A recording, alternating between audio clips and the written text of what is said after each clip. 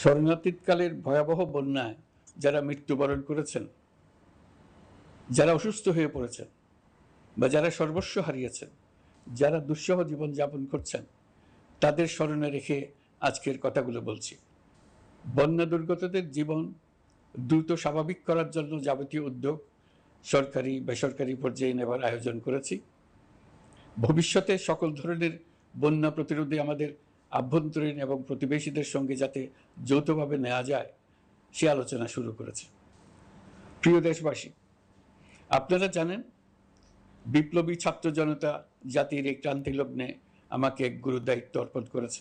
আমাদের গড়তে হবে স্বপ্নের বাংলাদেশ, বৈষম্যহীন, শোষণহীন, কল্যাণময় এবং মুক্ত বাতাসের রাষ্ট্রের যে স্বপ্ন নিয়ে ছাত্র জনতা আন্দোলনে ঝাঁপিয়ে পড়েছিল, আমি তাদের সেই স্বপ্ন পূরণে অঙ্গীকারবদ্ধ।